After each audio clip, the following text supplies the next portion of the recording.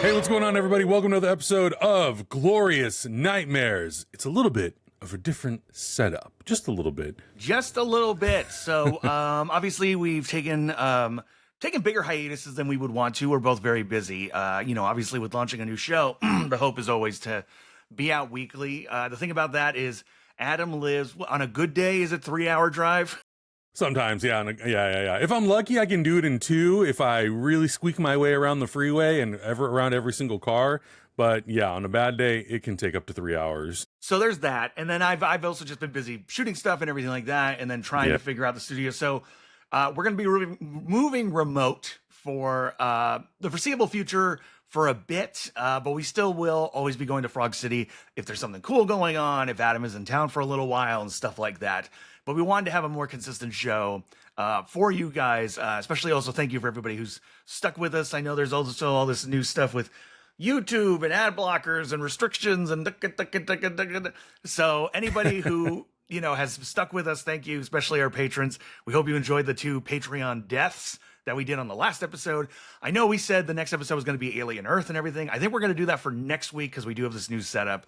So this week is mostly going to be just talking about the new setup, talking about that, talking about future plans, and then also what we've been watching. It is October. We are, as of recording, a little over a week away from Halloween.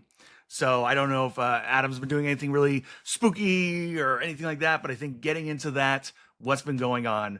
So yeah, that's what's happening right now. We will be back at Frog City in the future for sure. But for the time being, I think we're going to be doing these remote things. It's also an easier way to occasionally bring in guests. There's friends of ours who work in the horror sphere that might not be able to make the drive, or they can't do the time that we're looking to shoot because they're a working actor or director.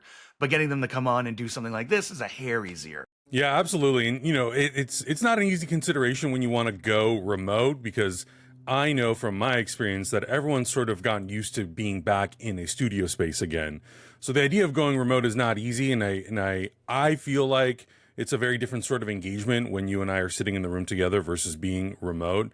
So, we'll definitely work on it. And this is not a forever thing. This is just something to be able to get episodes out on a regular basis.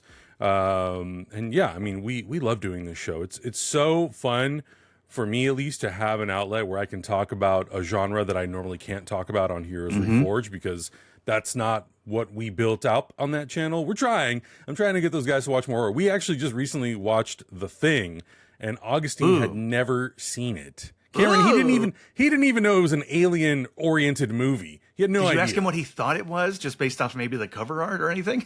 No, the very brief explanation he gave us was like, he knew it was a horror film, and he knew that it had to do with creature. It was like a creature feature in a way, but he had no idea about anything. Like, he didn't know where it took place. He didn't know it was an alien. He didn't know anything, man. It was a real treat. That's so good. It's always fun to show, and we'll talk about that on what we've been watching. Horror movies, especially famous horror movies, the people who know, they have no understanding. And actually, I guess it's worth saying too, speaking of the cover art, Drew Struzan passed away. Great poster artist. Probably mostly known for like your Back to the Futures and your Goonies, but he did his horror stuff as well, including The Thing. He did a great alternate poster for The Mist, because I think Frank Darabont loved his work from the 80s and stuff like that. Fantastic artist. Started off in records, did the famous cover art for Alice Cooper's Welcome to My Nightmare. That's Drew Struzan. So, big RIP for someone who had a major influence, at least for our generation of film nerds growing up. That poster art was so important, as it were. Oh my God. Yeah. I mean, I did not know, obviously I didn't know who Drew Struzan was, but I naturally gravitated towards his posters the most, especially he brought up The Thing. What an iconic one. He did that.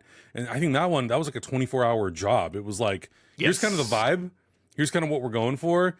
Ambiguity. And it's still, I think, one of the most iconic posters. I mean, you know what it is the moment you see it. I have from 2 years ago, I have a NECA figure, which is just the poster. It's the parka and the light coming out of the face. I'm not usually one to keep things in the box, as it were, but this was one where I'm like, that might be a display piece. That might be, I might hold on to that one. Yeah. I'm not that I would sell them, but I'm like, maybe I don't bring that out of the box and get it covered in dust. Yeah. But yeah, so The Thing, you have a Thing reaction on the channel. Yeah, it's on Patreon now, but we're gonna put it out on YouTube soon. And I just, the moments that you hope hit really hit, and it was just really fun. To the point where it was like, hey, I know that the thing from 2011 is not as celebrated, obviously, as Carpenter's film, but to be somewhat completionist, I think it'd be fun to watch just to get the other side of the story. Because I saw that movie in theaters, and I wasn't necessarily. I was like, it's fine. It's whatever. It doesn't come close to what John Carpenter does in the '82 film. But just the experience of watching it to see like what did they think of to tell about the Norwegian scientists in Antarctica? Sure, why not?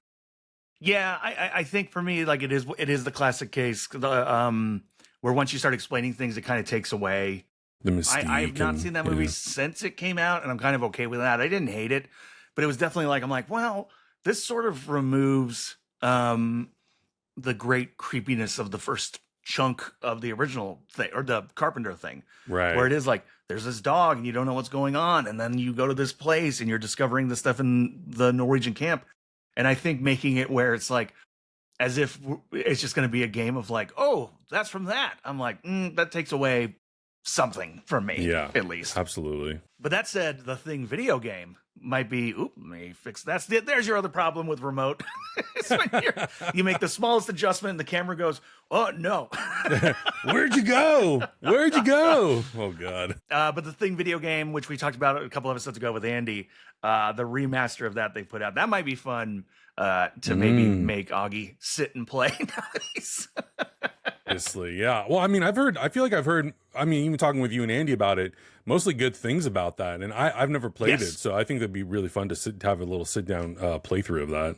It's a fun one. And I still got to do the Thing board game. I have it, the Mondo game that they put out maybe like 10 years ago now. Yeah. That's one I definitely got to pull out. But anyway, we got to do, I think at some point, like, you guys did a watch along, maybe doing a thing. Maybe I'll see if I can get my girlfriend, because I think her reactions would be pretty good. Would be so good. Maybe that's the watch along, is we let our girlfriends watch the thing. Yeah, well, I already showed it to Amy. It was like one of the first like 10 movies we watched when we first started dating, and she loved it. She was really into it. It's funny, like I this is obviously not the case, but I feel like every time I bring up watching horror to Augustine and Hector, they're like, "Don't do it, dude. It's going to be a relationship ender." And I'm like, she loves horror and thriller. It's easy. We watch everything. Funny. Yeah, so my lady, like, Maddie loves spooky, so ghosts, things like that, things that are like haunted or spooky or possessions. She's all about that. Anything with like gore and blood and stabbing, she's a little more like, yeah, Amy likes it. We actually just rewatched the Amityville Horror also, and she was like, I'm disturbed by it. We watched the Ryan Reynolds one, the remake. I was going to ask if it was the Vinegar Syndrome release. No, I need to grab that one. But we watched it, and she was like, I'm uncomfortable. And I'm like, oh, damn, okay. If the remake does that, then the original might even do it more so. That's true. Yeah, the Amityville series is the original series, which is I think like 3 films, really. Yeah, I think 4. Yeah, and then Vinegar Syndrome put out a release of like, I do not think Amityville now has just become a easy catchword that people will throw onto a movie to be like, the Amityville space adventure. It's a horror movie. But Vinegar Syndrome put out a case of 4 like Amityville, I don't know what you would even call them, spin-offs or something like that. It was like Amityville 1992, Amityville, It's About Time, Amityville Dollhouse. That was literally, that package came the day the pandemic really started. I got that in the mail. We had shot an episode of El Rey Nation. I get home, it's in the box. That was the last episode we shot. And I was like, oh, cool, great. I'm going to watch these. And then you start being like, Tom Hanks has COVID. The NBA is closed. My God. It's happening. Like, well, let me get comfortable with these pieces of crap. My God. That's crazy. Yeah, I see Amityville. They have Amityville Horror, the first one. Vinegar, yes. Vinegar has the original first one. They did a 4K release. Yeah. And then there was a box set. Again, I said I got it before COVID, like right when COVID, so 5 years old. It might be out of print now. Yeah. But there was like this box set that they had put out of like 4 randos. And Shout had put out the original 3. Oh, I see. What a series. Amityville would be, yeah, we still got to record. So this is the other thing. We still got to record our Dead thing. But now that we have this set up, it'll be much easier to do. I also just got the Dawn of the Dead 4K. I've done some spot checking. Ooh, it looked real good. It looking real good. I'm very happy with it. I know. I need to see if I can find it because that one's been a tough one. I'm like going through forums to see if like people have it. You know, we were talking before price recording. gouging. Psycho, it's crazy. The Psycho story continues. We were talking about this. I'm getting the Arrow 4K. Just go down to related free products. There you go. Dawn of the Dead special 4-disc set, $60. Okay. Yep. Easy. Through Amazon. I'm not praising Amazon, but I don't know what's been going on in the last couple months that they are now suddenly getting like the region free stuff and that they are fulfilling the orders. I'm like, hey. You know, well, that's true though, because that I like to collect 3D versions, and a lot of times the 3D versions, especially for new stuff, when it comes to like Marvel, Disney, it's only available in Japan, and they have these Movie Next 4K 3D sets. And I popped on Amazon a few times, and I've seen some. Like they're definitely overpriced. I think when you buy them directly in Japan, they come out to be like $80. And I think on Amazon, they're priced up to like 110, which I'm like, I don't want to do that. I don't like them. I don't like some of those new Marvel movies enough to pay $110 for a 4K 3D version of it. I'm trying to think what movie I like a theatrical release what I'd be willing to pay 110 for. Yeah. It'd have to be a pretty, like, not even the 3D of it. It'd have to be a pretty stacked special features. Like, here are 4 completely different cuts of the movie. Totally, yeah. Well, and like, I feel like in most cases nowadays, it's something that's like a complete set, right? Like the Nightmare on Elm Street 4K set that recently came out. That's around $100 for the standard version. I'm happy to pay that for that because that's 7 films. 7 films, 3D glasses. Plus all the special features, yeah. So there's a lot going on in that. Like this one I was just showing you that I got, Hellraiser. Arrow just recently had the 50% off sale, the harvest sale that they have going on right now. And I think this was 50% off. I think this was 60, and it's for 4 movies. But still, I think that's a really 4 good movies deal. that I have that set as well. They're very good remasters, especially the first 2 look great. I mean, 3 and 4 look great too, but it's the difference between British low budget horror where you're like, ooh, this is it's still grainy. It looks really good. And then by 3 and 4, they're like, a studio has taken over. There's way more lighting. It's overlaid. So those also look good, but in that kind of MTV kind of way. For sure. But that's a great set. That has some amazing special features. That's the thing. So I think whereas like, I know you and Hector like really go for like the 3D. For me, I am all about the special features. If it is like, the movie doesn't look great, but here are 3 discs of special features and documentaries that are 18 hours long. I'm like, well, I need to get that immediately. Yeah. Well, and that's been part of the curse of a little bit of like, not to dive too much into physical media, but that's part of the curse of some of the 4K remasters. I feel like if it's a boutique studio doing it, whether it's like Vinegar, Shout, or Arrow, they have a huge emphasis on special features. Like that's part of the grab of like, hey, here's a nice remaster, but here's that disc that has like 13 hours of stuff. Great. Especially Vinegar. Vinegar will literally have special features that it's like, here's how we did the cleanup. Yeah, which I love. Vinegar will that often kind of get stuff. like movies that it's like, this was grainy and taken care of in a cardboard box. Yeah. The film barely made it through the scanner. Yeah. Like, for example, this 4K, it's up there somewhere. I can't see it, but you have a much better background than me, by the way. I got like a Wonder Woman coffee mug and a candle. It is what it is. But like the 4K remaster of the Lord of the Rings, the Middle Earth collector set, it's like 31 discs, but that's just for the movies because they put the extended editions, the standard editions on 4K and Blu-ray, so that the discs stack up.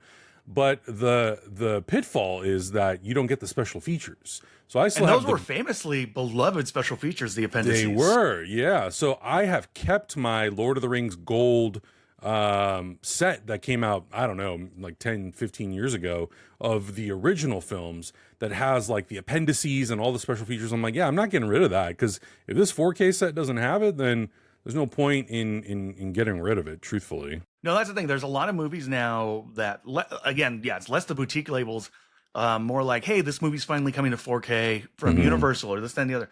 And the number of times it's just the movie. Yeah.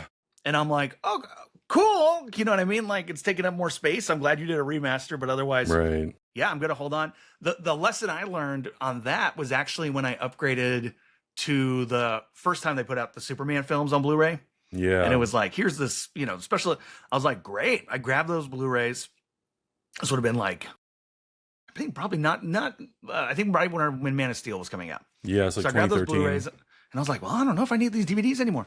Only to discover on the Blu-ray, this might have been updated since then with the 4Ks, but on the Blu-ray, there's like a commentary. There was a missing commentary track that was on the DVD.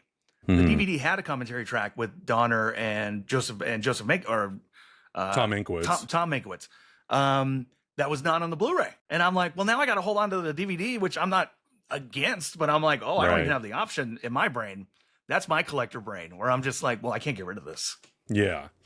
Well, same thing with the 4K. When they did the original run of the 4K in 2018, it was missing, like, they had one version that had like the 70 millimeter audio track, and then another version that did not have that. And when they did the 4K release of the whole set, there were audio issues on Superman 3 and 4. So they just recently, in the last, I think, 8 weeks, put out a brand new set, a brand new Steelbook set that has all the updated corrected discs.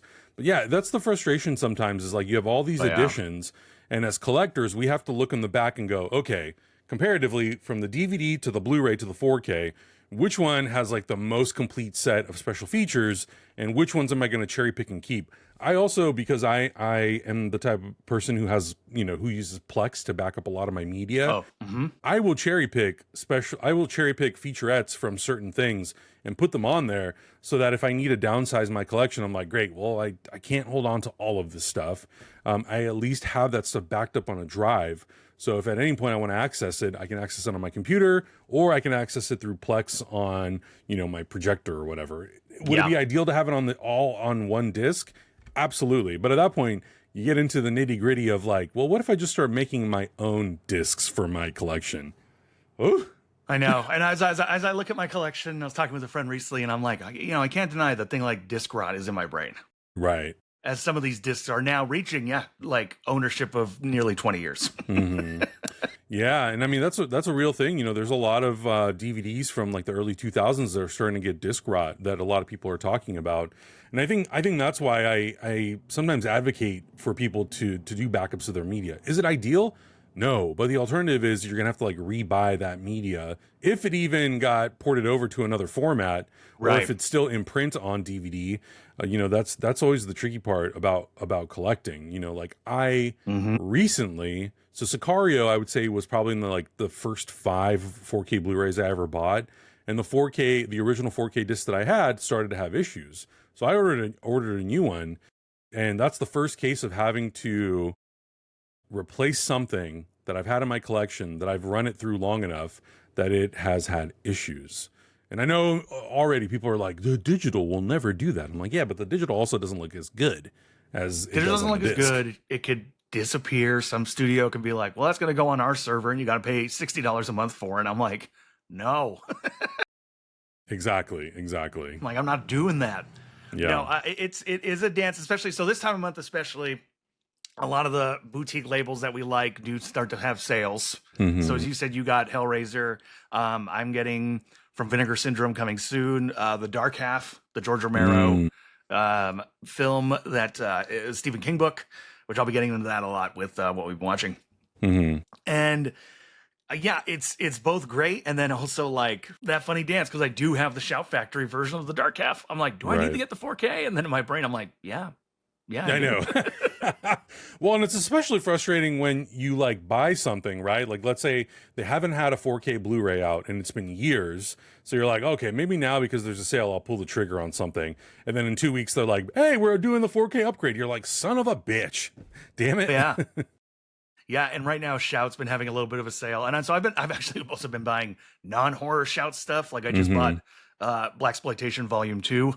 Nice. Because I have the first one in that box that's fantastic. So I was like, oh, well, I'll wait till the second one. And then they went on sale.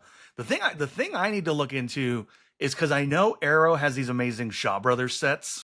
Yeah. And so I have the first 3 of that. They just announced part 4. But I also know Shout has Shaw Brothers collections. And so there's a part of me that's like, I need to look to see, like, not that that I need every Shaw Brothers movie, but Right. just that degree of like, what's double dipped, or Yeah. what is like the good one from the Shout Factory, like that kind of a thing. Yeah, I know, and that to me is the hardest thing. You know, like for example, the Dollars trilogy. Kino Lorber did the Dollars trilogy. I don't know, maybe like 3-ish years ago. Yeah, not that long ago. Yeah, and I bought those, and I thought they looked good. And then Arrow did the UK versions. So like for anyone who's watching and doesn't know, Shout Factory, their licensing is mostly domestic, so it's like US and Canada. Arrow, because they're a UK based company, they have US and international in like the UK. So sometimes what will happen is a company like Shout will do the Shout version, which is for America, and then and Kino Lorber also, and then Arrow sometimes will pick up the international distribution. So Arrow ended up doing the Dollars trilogy recently, like I think within the last month, they put out their version of it in the UK. And I was like, well, I only had a fistful of dollars on from the Kino Lorber set. So I was like, well, all right, I'll just buy the UK version of the Dollars trilogy from Arrow. And it's a really nice box set. Like the packaging on that is really cool. They're right there. You can actually see them. Oh yeah. So that's also the tough thing of like, okay, well, who's going to have the quote unquote better version of the 4K? Is it going to be Shout? Is it going to be Arrow? And then you go on forums and people are like, well, the encode that Shout used, a couple years ago isn't as good. So maybe the Arrow version will look better. But then it's also like, is Arrow putting special features on the 4K disc with the movie? Therefore, they're going to have less space for them. It's like a whole rabbit hole. I was just telling you about Halloween. Arrow put out a trailer for a new restoration that they're doing of Halloween. I'm like, those Shout versions just came out like 3 years ago. How different is it going to be? How different could they be? And don't get me wrong, like it can be exciting. It can be like, oh, well, let's see what someone does. But there is also that dance of like, is this different enough? Right. And I sadly am not somebody who has like a 80-inch TV where I'm like, oh, I can see every speck. Yeah, absolutely. I have a respectable size TV, but it ain't. Yeah, like that. Well, and even it comes down to like Shout, for example, got the rights to Halloween 1 through 8. So they don't have the Rob Zombie movies on a 4K. They don't have 4K restorations of the Rob Zombie films. They don't have the license to do the Universal sequel trilogy from Blumhouse. Right. So like, what is Arrow going to do that's different? Are they going to do like a 13 film collection where it has even the Rob Zombie films? Is it going to include the Universal, the Blumhouse trilogy? Like, what is it going to be? So I don't know. I'm going to wait to see, because even Imprint recently in Australia did that pumpkin steelbook set. And I was like, that looks really, really cool. I don't need them just to have steelbooks of them. Like I could 3D print my own pumpkin and put it on the display and I'm good. The example we would have right now is probably that they've done the New Line Fridays, and those were also put out by Shout. So we at least have that to look at, because Shout did not put out 4Ks of those. And I have Jason X and the remake. I have not yet pulled the trigger on Jason Goes to Hell. I don't like that movie. Yeah, and you're right though, but that is a very different scenario, which is also that is very weird too, because Paramount owns the rights to those first 8 movies, and then it goes to New Line, while Paramount let Shout put out that beautiful box set. Those New Line ones are just the Blu-rays that were out already before that. On top of that, Paramount started to put out the other movies on 4K through Paramount themselves. So yeah, it's 1 and 2, I think. I don't know if they've. Yeah, 1 and 2. 2. No, I don't think so. And part 2 was included in the Paramount Scares set also. That's right. Yeah. So it's such a hodgepodge of stuff. Like, I love my Shout Factory Friday the 13th set. I will never get rid of it. But I did buy those Arrow versions of Jason X and Jason Goes to Hell. Whatever happens with Freddy versus Jason, and I bought the remake also. So yeah, it's really, it can be frustrating sometimes, because I am one of those people who just likes to have the whole collection on the wall as like one. And now with different studios picking it up, and then the original studios also putting out their own versions, I'm like, man, this is kind of silly. Just everyone come to a consensus and make one version. It's going to be interesting to see what happens with Nightmare, because Nightmare now, I got the 4K set. I know you did as well. Yeah. Didn't get the Steelbook. I was like, well, by the time I put my order in, that was not, I am finding it. Yeah. But, in 2 years, is Arrow going to put out a Friday, like, or a Nightmare either set or like, hey, here's the first one, you know, this, that, and the other, with a buku amount of special features. And it's also interesting to do the special features because both Friday and Nightmare have those really great documentaries with Never Sleep Again and Crystal Lake Memories, which are very deep and they really go into everything. And so it is that kind of interesting thing of like, what do you do now if you get the rights to a series and you're like, okay, outside of remastering this, what special features could we get? What stories could we tell? Yeah, because how many times can you truthfully scan the negative and make a superior version? Like at some point you've tapped out that negative for everything that it can offer.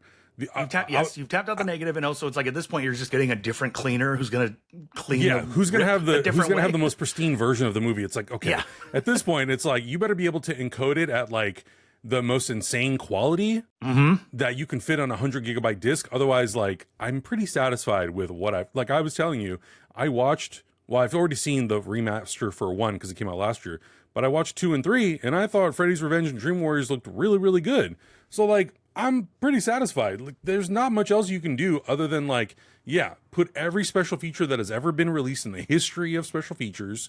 That's kind of it. Like, I don't feel like I need a double, triple, quadruple dip into these movies anymore. No, but I will say so we were talking about stuff getting ported over.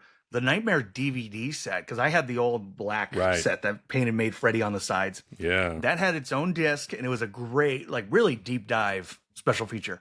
And those features have never seemed to make their way over to, like, Blu-ray. And I haven't gone through the 4K yet if they're on there. But that's a perfect example of, like, well, I got to hold on to this disc because these have never been ported over.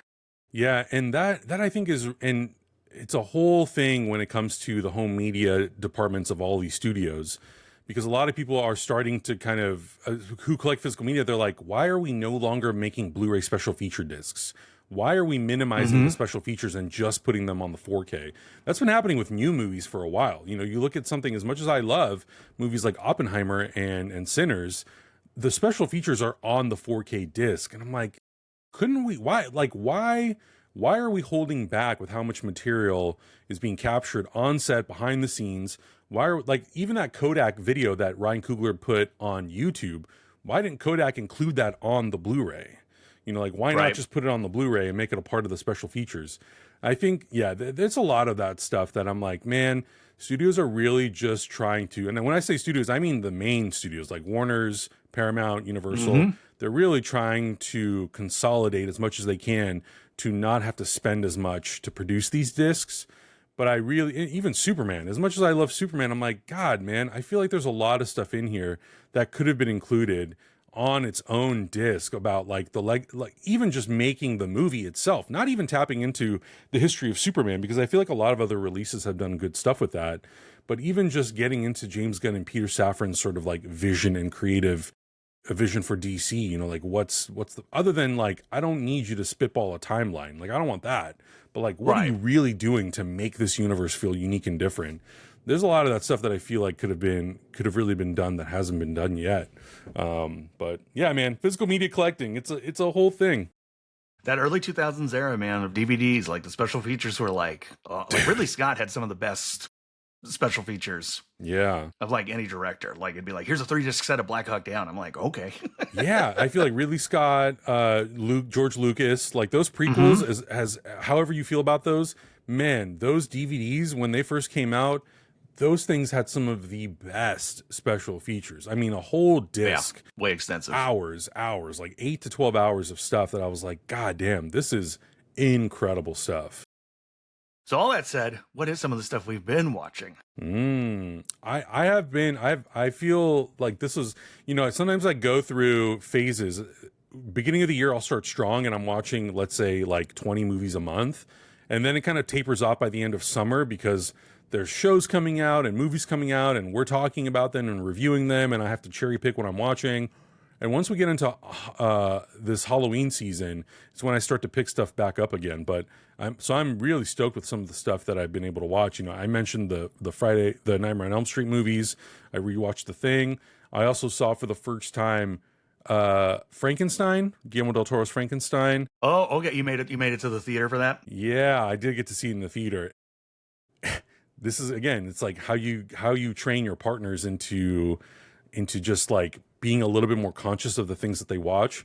My girlfriend goes, I really would like to see that movie on film. I feel like it would look better on film. I was like, oh, interesting. And I get it, because, you know, it is a period piece, and it misses sometimes the characteristics of film.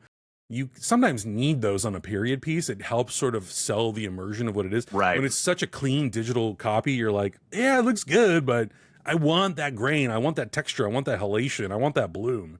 So I would like to see a 35 millimeter print. But technically aside, like, I thought it was a really good movie. I have not read Mary Shelley's original book. From what I gather from what some people have said is that it's able to really translate the tone, even though it changes stuff from the original source material.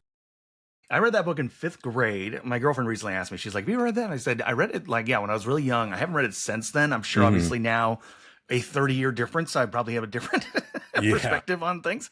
But I remember really liking it then. And I recently, I put out a story about being a horror fan means picking up the 4K of something you don't even like because it's on sale. Dude, that is so true. Like, sometimes it's a dice roll, and I know I'm guilty of sometimes being like, no, you don't need it, and then I go, no, just get it, because you might love it. Well, but sometimes, so I picked up Kenneth Branagh's Frankenstein, that Mary Shelley's Frankenstein. I don't like it, but I've been going back and forth because of the sale. I'm like, should I get it? Should I not get it? But I appreciate what Arrow did with it. Arrow did a lot with it. But it's there's a lot that's really audacious about the movie that I like, and then there's a lot that I don't. But I was like, let me rewatch this before Guillermo's comes out. I'm hoping to make it to the theater, but it'll probably end up being a Netflix watch, truthfully. Yeah. I know. I'm looking forward to watching it with Augustine and Hector, because we're gonna do a watch along for it on the channel to get their thoughts on it. But that was like, as much as I enjoyed it, I did think not that it was too long, but I think that the pace and the runtime kind of slows the movie down a little bit at times. And I think it has really great performances from everybody who's in that movie. I think that maybe if because, you know, Guillermo is so in love with that story, that's like, that is such a big part of who he is. It's part of his DNA, that I think sometimes when you're really close to that material, you feel a little bit precious with keeping in as much as possible. I think maybe there could have been stuff trimmed out a little bit to just slim it down a little, to focus on other things in the movie that I think maybe could have made the movie a little bit stronger. But I'm so happy I got to see it on the big screen, because it really was a great thing to experience on the big screen for the first time. Plus, it's Guillermo del Toro, and I feel like that guy makes movies for the big screen first and foremost. So any excuse to be able to watch one of his movies in theaters, I'm gonna take advantage. No, totally. I agree 100%. No, it's one I'm really looking forward to. So I will say, do you have anything else? I also watched for the first time A Clown in the Cornfield. Okay, from the Tucker and Dale guy. Yeah, which I know a lot of people were praising and talking about. They had a whole activation at Comic-Con that I when I went, I had no idea what the movie was. I just knew people were talking about it. And it actually, I don't want to say it surprised me, but I was sort of expecting something else. And have you seen it? Have you seen it by chance? No, I have not yet. Oh, okay. There's a couple movies that came out earlier this year that I want to try and see that. I still want to try and see Hard Eyes. There's a couple different like horror with comedy bents that I've been meaning to see. Yeah. So as I'm watching the movie, I was like, okay, well, here's what I think is going to happen. And then it goes in a different direction. I was like, okay, not that this wasn't predictable. I just wasn't totally expecting them to make the leap to what they did. And I actually found it really fun. Like, I had a really good time watching it. I wouldn't say it's like some big standout for me, but I don't know. Like, I had a good time. It was entertaining. It was gory when it needed to be. The characters are fine. You don't necessarily love or hate any of them, but it was just one of those watches that you're like, I'm enjoying this. Like, I'll sit there with popcorn and just have a fun time putting it on and watching it. But it's not one of those where you're like, oh my God, I really took something away from it. No, but it's funny because I think like Tucker and Dale for a lot of people has now become like a perennial. Every Halloween, it's on their list of things they need to watch. So I'm always interested to see what that person does next, because there's always also like they might make a Tucker and Dale too, and I'm always like at this point, part of me is like I think you're good. Yeah, might have missed the boat on that if you might have missed the boat. And it's also one of those things when something becomes so beloved, especially the first one, it's almost like, ooh, I don't know if you want. I would almost be like, make a comic book series. Yeah, do some comics. absolutely. And then I watched Dangerous Animals with Jai Courtney, which Yes, you texted me about this one. I loved it. I thought it was great. Not that, again, not that it's another example of doing something very, very different, but like it knows what it's doing and it leans into it and it fully commits to it. And the movie really knows how to use Jai Courtney. Like, it's one of my favorite performances. I actually really do enjoy him as Captain Boomerang, but I think, like this movie, it leans into his strengths. And I think because it lets him be like an Australian character, he can just be Aussie, he can just be himself, and he plays very sadistic really, really well. And yeah, it was really enjoyable watch. I really liked it. And that's on Shudder? Yeah, that one's on Shudder. Yeah, I got it. That one's on my list of things to watch as well. I remember when it came out, a couple of my friends had seen, like, gone to screenings and stuff like that, and they were really into it. I think some of the shark effects they had some issues with. I mean, yeah, there are a couple of moments where you go, oh yeah, this is, you know, digital or whatever. There is one, and it is one, but I will to piggyback off of that. There was a part of me watching the movie that I was like, this is so good. Don't do some like big CG hokey spectacle thing. Like, keep it subtle, like you're keeping it. They have a little bit of a moment of where you're like, all right, well, they did the thing, but it works enough because it is kind of short. Like, it's a tiny part of the movie. So I was like, I'll forgive it because the rest of it is so strong, in my opinion. It's that funny thing. A friend of mine was in Something in the Water, which Studio Canal put out last year, and that's a shark movie. And for the most part, it's like this survival thing with these 5 friends and this, that, and the other. And it's really well done. And then anytime they have to physically actually cut to a shark, and it's not just like a fin or one of the characters getting pulled under, but it's like, oh, we're now going to see a shark. It turns into like CG, and not terrible CG, but it almost just feels like the kind of thing where it just moves too quickly. And you're like, well, this feels like a different tone now than the rest of the movie. Right, yeah. I mean, thankfully, this movie does not do that. You know, it's got 2 moments. Without giving anything away, it's got 2 moments. One that actually is like, I think, some kind of practical element. I don't know if it was just like something that they shot or whatever. And then the one element that is like the CG sort of thing that I was like, nah, I didn't need this, but it's fine. It works. No, I need to check it out. That's definitely on my list. It's on my list next to on Shudder. I got a couple things that I'm waiting to watch. That oh god, I think it's the Japanese Evil Dead, which is essentially, it's called like Bodybuilder Man in Hell House or something like that. I think that's what it's called. I didn't even know that was a thing. Yeah, let me look this up. But it's like their ripoff of Evil Dead. Bloody Muscle Bodybuilder in Hell? Yep. That's amazing. What? That's on Shudder, so that's definitely to watch.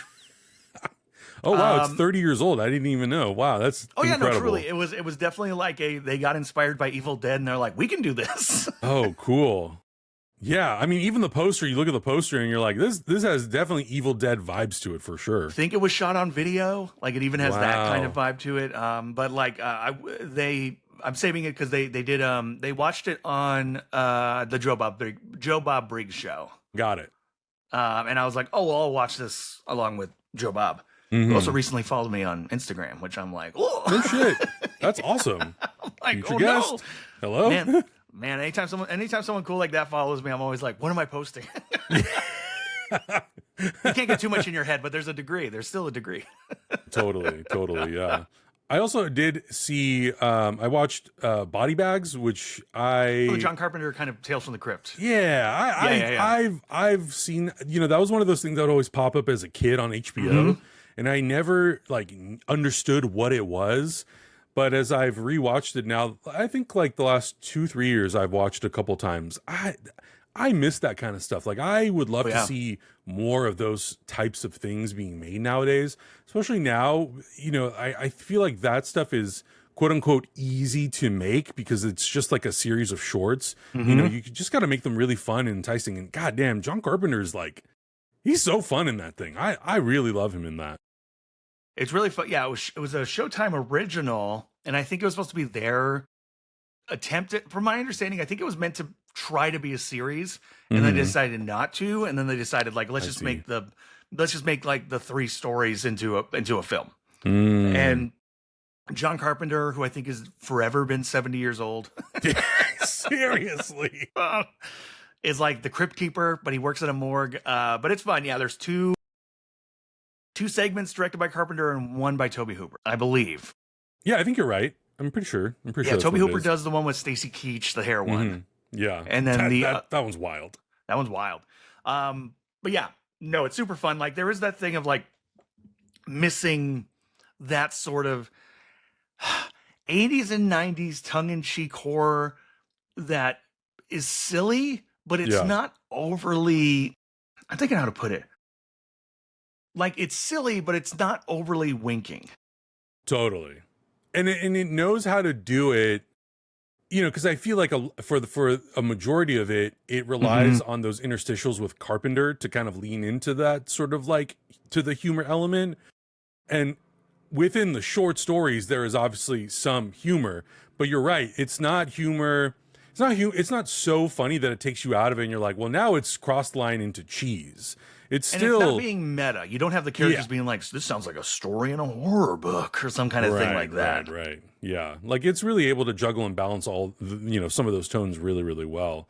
Yeah. I watched it and I was like, God, this would be just a fun thing to just make and find someone who is a part of the horror community, who has somewhat of a name to be that guide who kind of takes you from story to story to story, that can kind of play that morgue character that Carpenter plays. It's just so fun. Who would that be today? Who's like the horror personality? That's a good question. Yeah, like would it be someone who had like a really prolific career in maybe like the 90s and 2000s in horror? Is it like a horror filmmaker, or is it just someone who's very active in the horror community today? Probably be Eli Roth. They'd probably make it Eli Roth. Probably. Yeah, you're probably right. Because my brain, I'm like, Ray Wise? Like Ray Wise would be a great pull for someone who had like a really great career in the 80s and 90s doing all kinds of genre films. No, Ray would be fun. Is it too disconnected from modern audiences? Maybe a little bit. Maybe. Yeah, I don't know, but that's an idea. But so do you have anything else, or do you have anything on the block? I mean, we're still a week away from Halloween. Do you have anything you're prepping? I'm not. Well, we are going to watch, Augustine and I are going to watch Terrifier 1 through 3, which I've seen all 3 of them. He's never seen them.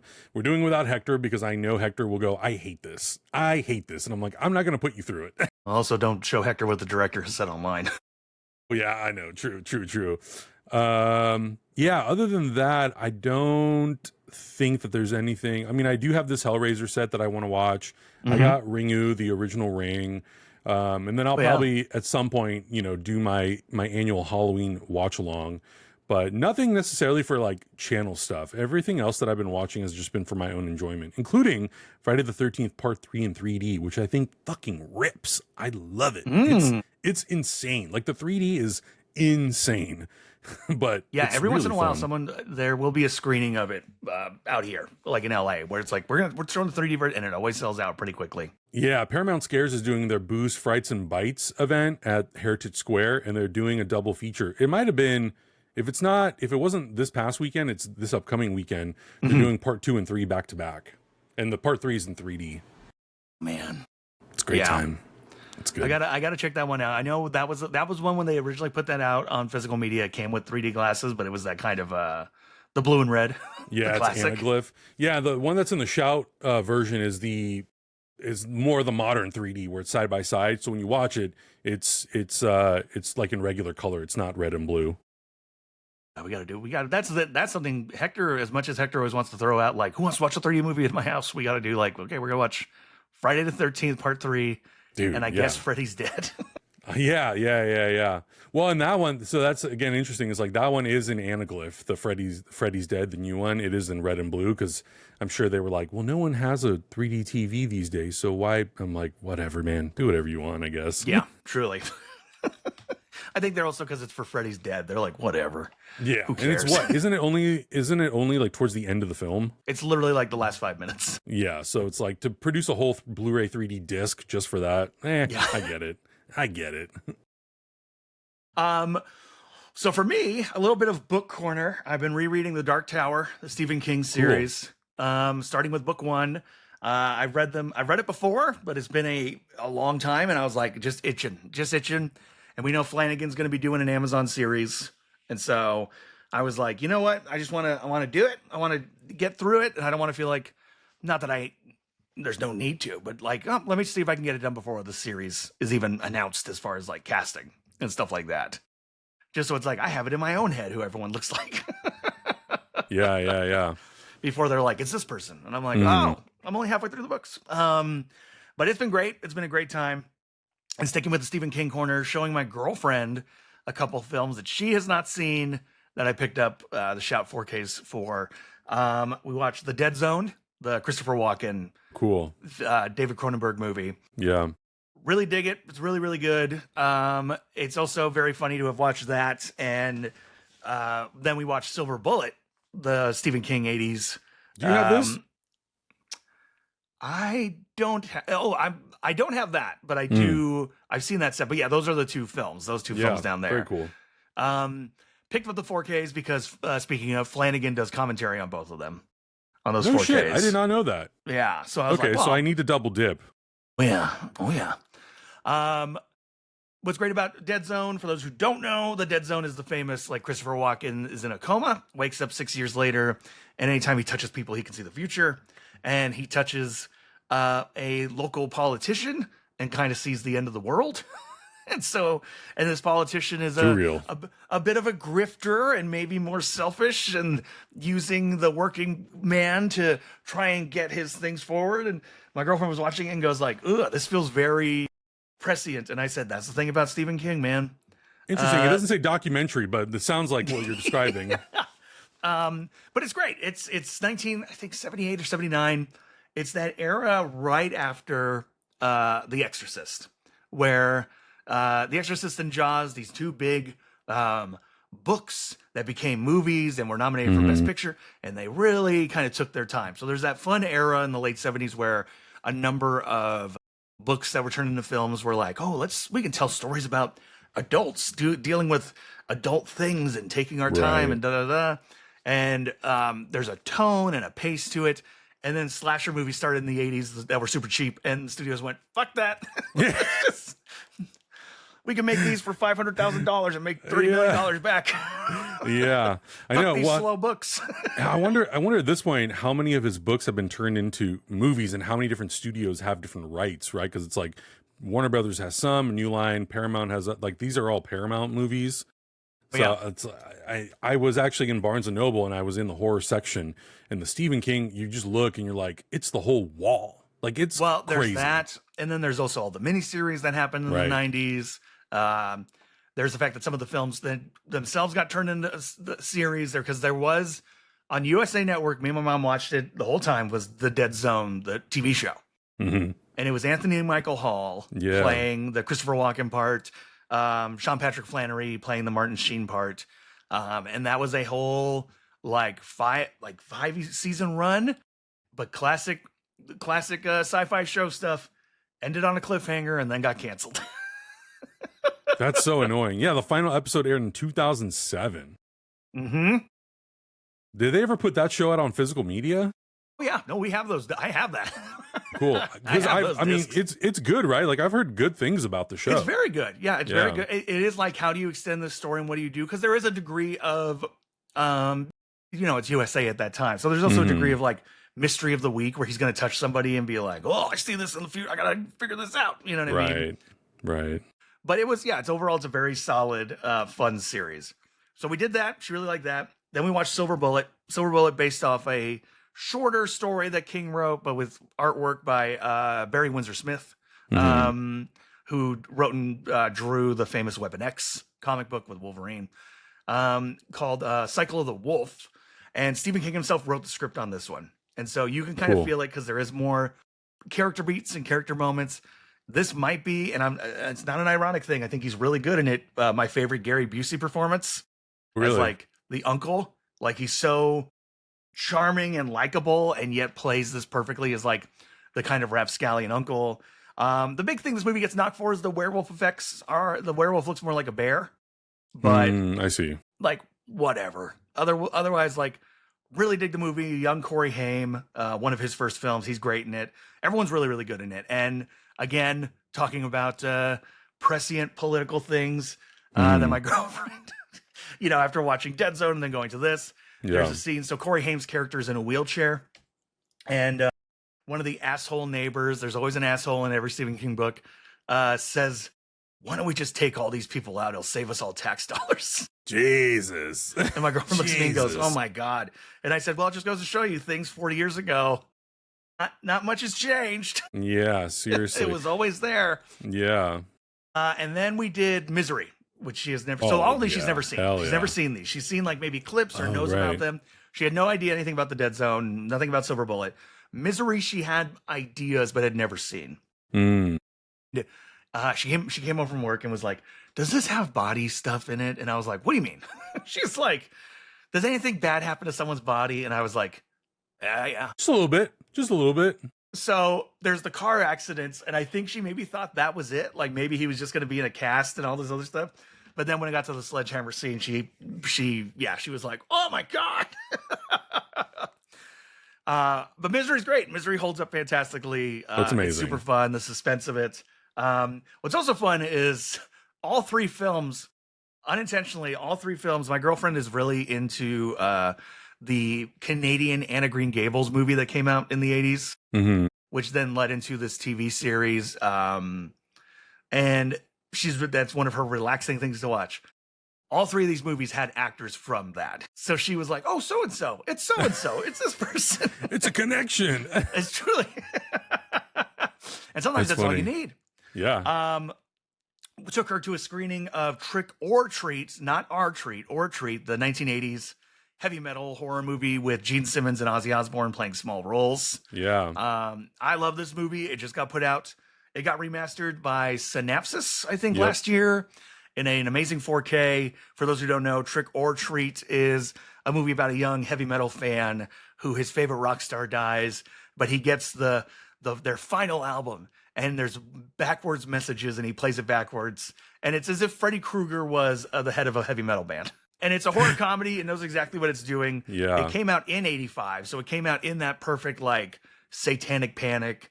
Is Ozzy Osbourne evil? So they cast Ozzy Osbourne as a priest in the movie. Oh my God.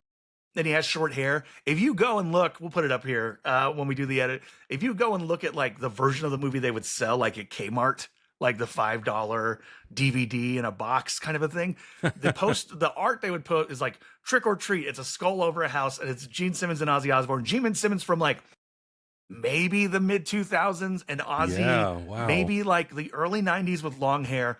Yeah. They do not look like this in the movie. That is so weird. What the hell? But this is perfect. They were making this and putting this out right around the time of like the Osbournes reality show. Oh, yep. So this was the push, was like, we have these two heavy metal guys. And it's a super fun movie, but don't let that box art fool you. That is not the movie. Yeah, that's hilarious. I know. That poster art makes it look like it's a buddy comedy. That's true. Yeah, it's like Gene Simmons and Ozzy Osbourne go on a road trip to a spooky house, and you're like, what? What the hell is this? And, you know, it's funny because that remaster came out, and I saw people were like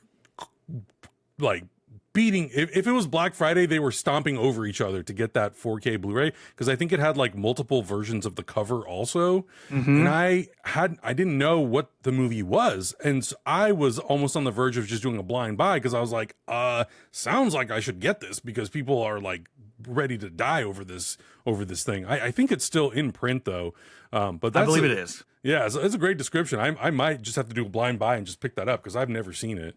It's super fun. I really enjoy that movie. But she had a great time with it. I showed it at the Pack Theater. I did a little screening and showed it to some people, and everybody was super into it. And the fact that the movie actually does take place around Halloween, though Halloween is not a major theme throughout, but it actually takes place during the time.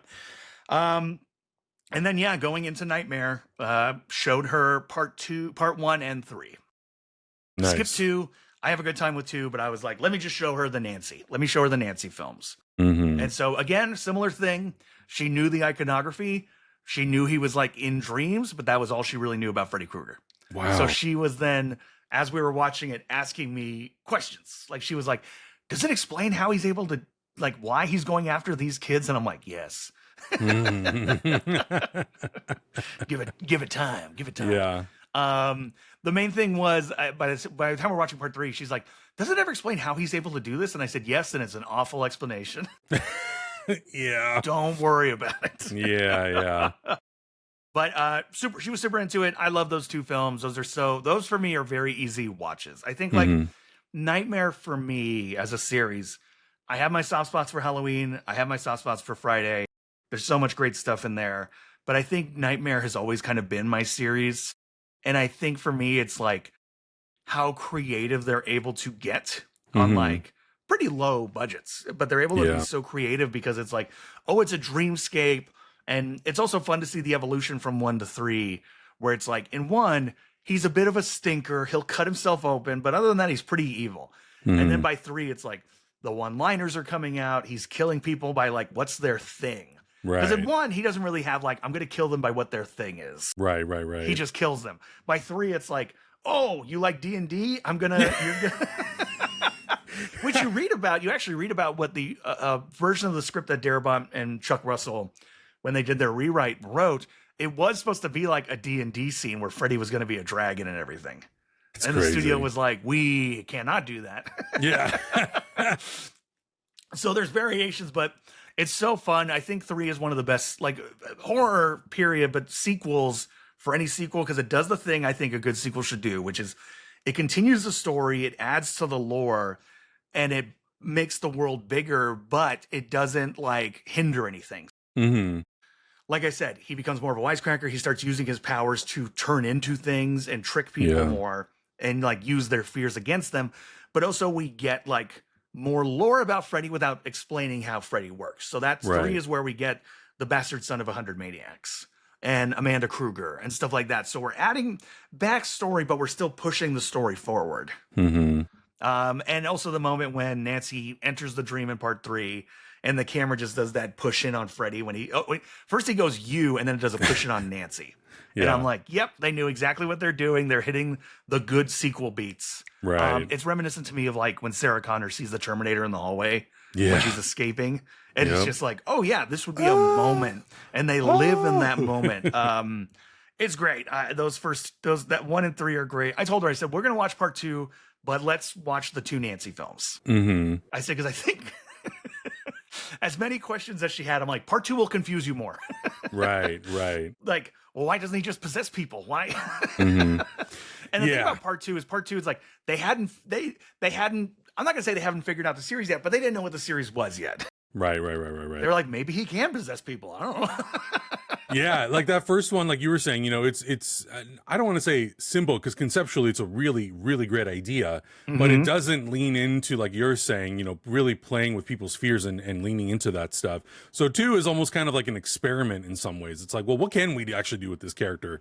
And then 3 is like, oh, okay, we know what we can do. We know what can really make this character fun and different and still kind of honor what the first movie does. And Well, I think and keeping him in the dream world, because it Yep. is the thing of like in part 2 when he possesses Jesse and leaves the dream world, and through no fault, Robert Englund is not a tall man, so then Right. you have him, and like it's the how thing. imposing can he really be? Well, and Wes Craven's made this point, which he's like, in part 2 when he's running around a pool and all the teenagers are taller than him, it kind of takes away any of the intimidation when you have him running Right. on a flat surface, as opposed to like being in the boiler room where we could shoot him from below and all this smoke and everything like that. So part 3 is where it feels like they figured out like, oh, let's keep him in the dream world. Let's keep him in the boiler world. If he gets pulled out, that's what kills him. Right. Yeah. I know. And I would really I love a lot of those original movies, and I did not enjoy the 2010 remake that they did. And as much as I would, there's things that are interesting, but Yeah. generally my biggest thing, and I think usually the biggest thing that movie gets hit with is like, Freddy's not funny. Fine, that's the era we were in. He didn't want to make him funny. To me, it's much more the fact that the original films are he's a child killer, and they'll never bluntly say he was a molester.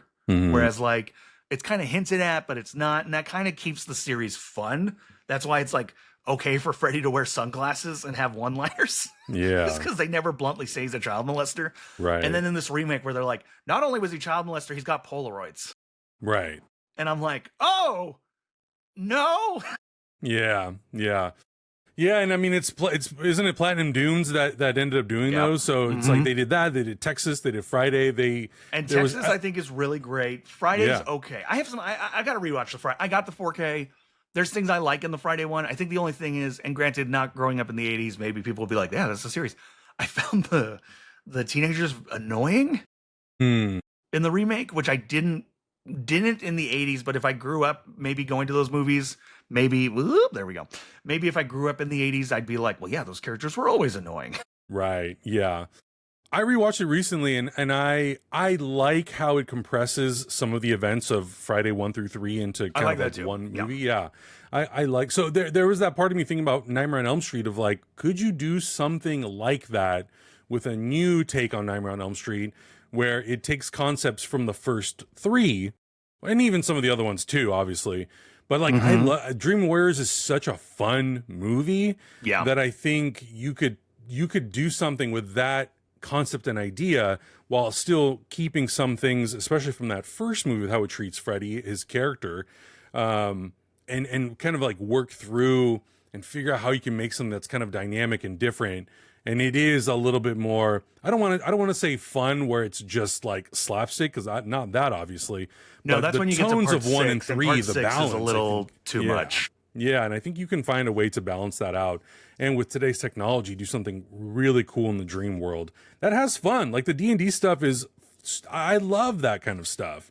You know, when he has to battle certain characters, and I don't know. I just think that you could do something that is terrifying and fun and very Freddy. You're just not going to have Robert Englund to do it. So you got to find someone who's got that creepy charm and charisma that Robert Englund has with that character, which is, you know, those are tough shoes to fill. With Michael and Jason and Ghostface, it's somewhat easy. So yeah, I don't know. I would like to see something, but God, man, I don't know if they're ever going to do anything with Friday the 13th and Nightmare cinematically or on a big screen. You know, we're getting Camp Crystal Lake, which I'm excited for. Which just wrapped. Yeah, I'm looking forward to that stuff, but we'll see. I don't know. It's interesting because I know, like, what was it, like a year or two ago? I think it was out on Twitter that like the Craven estate, because I don't know. I don't know if that means like the rights have reverted back to his family, as it were. But I know there was like talk that the Craven estate is open to pitches, and I know 2 of the bigger names who were like, "Oh, I'd love," whether or not they did, we don't know, but like who were like, "Oh, they would love to go make a pitch," were Flanagan and Jordan Peele. And that was again like 2 years ago, and we haven't heard anything since.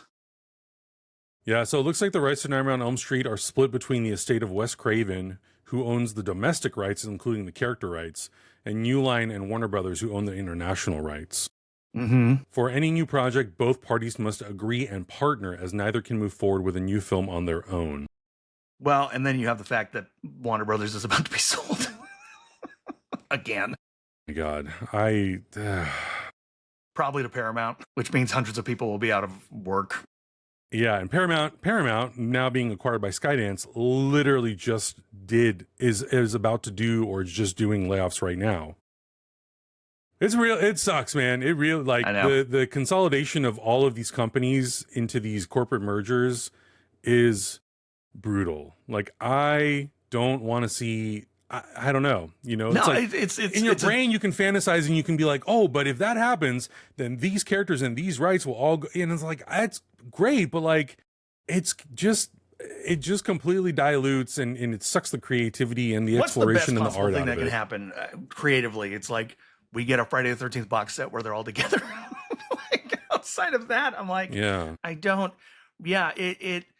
don't know, like, not related to, you know, the stuff we've been talking about, but it's like, man, like, this is where I'm beating the drum for indie horror and indie films and stuff like that. And I think like these long, slow mergers that people are gonna be put out of work and all this other shit. I'm just like, I don't know, we're waiting for, pardon me, like a tech bubble or some bubble to burst where we're done with AI and we're done with verticals and all this other stuff, and we're back to like people being hungry for kind of like the new Hollywood or 90s cinema, where it's like, oh no, we want indie movies with actual like human beings having conversations and interacting. I know. Yeah, no, I totally agree. And yeah, I think and it sucks because, you know, like we were lucky enough that we grew up when all these movies started out as these indie classics basically, and then they became franchised, and you know, then they get sucked into the studio system, which is fine, and you know, like as long as they were trying to at least make something. But now it's like, oh, I would love a Friday the 13th, but I don't want it at the expense of a corporate merger that's going to cost 500 people their jobs. You know, like, give me something new then. Give me something independent and different. Unless a Blumhouse is able to come in and get the rights to it. And, you know, regardless how people feel about Halloween or the Exorcist stuff that they were working on, you know, like maybe they are one of those companies that can figure out some kind of a rights situation where they can, you know, make something. But yeah, it sucks, man. It's and you know, and it's also the era that we're currently in, and I don't want to point any fingers at generations, but the younger generation is obviously a bit spoiled by how easy access they get to a lot of this stuff. So they're also not going out in droves to the movie theaters to support independent cinema, you know, and neither are older generations, honestly, like as much as like we think they are. It's people like us who are like movie lovers who are doing it. Yeah, I mean, you go to what you know, and it's like, how well are these things being pushed out to people, you know? Yeah. How is the marketing? What is the marketing doing to get people in theaters? That's why I love A24 and Neon. Like, they got it figured out. But yeah, what a note to end on. I know. Well, and you know, the thing that gives me a little bit of hope is Shelby Oaks is coming out. You know, that's some new Chris Suckman's brand new film, and I would love and I hope that we continue to see studios like Neon, like A24, and amazing creators like Mike Flanagan continue to boost creators who are trying to just make a name for themselves independently and trying to do independent. You know, I think it's cool. I do agree to some extent that I think the next 5 to 15 years, we're going to see a huge burst in online creators who are making a name for themselves on YouTube and Instagram and TikTok. You know, whether or not their projects turn out to be good and whether or not they have really strong stories, that's one part of it.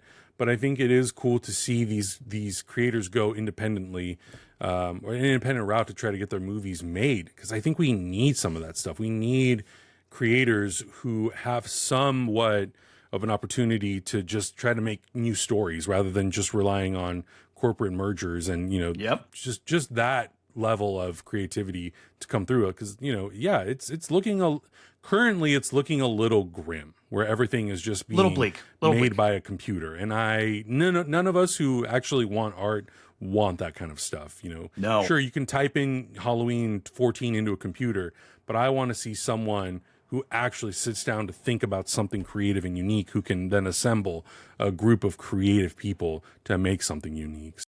Was it Guillermo was recently at a Frankenstein screening and he said, "Fuck AI" when he was walking out. Yeah. Because I want a Guillermo del Toro movie. I don't want a Guillermo del Toro movie made by Sora. Sorry. Yeah. Oh my God. No, not at all. But everyone, thank you so much for watching. Thank you for joining us in the new era, as it were. But now, because of this, we'll be back next week. More of a regular, you know, this was a longer what we've been watching, but we will do, I think we'll do our review of Alien Earth. We'd love to get into that. Yeah. The nits and grits. Gonna bring back our top 5, and we know we owe 2 Patreons their deaths, their horror movie deaths. So that will be next week. And if you also have questions, please feel free to email us, or if you're in the Discord, ask there. We're happy to answer your horror questions. What are your Halloween plans? Have you been doing anything for your October? Please do let us know. Yep, there's the email. Hit us with that. And folks, thank you so much for watching. Adam, do you have anything you want to say on your sign off? Just go watch some great horror, man. Just go take a chance on something that you're scrolling through randomly and you're like, I don't know what this is. Try it out. You might love it. And I feel like if you don't, you know what? At least you tried something new. There you go. Well, everybody, we'll see you next week at Glorious Nightmares.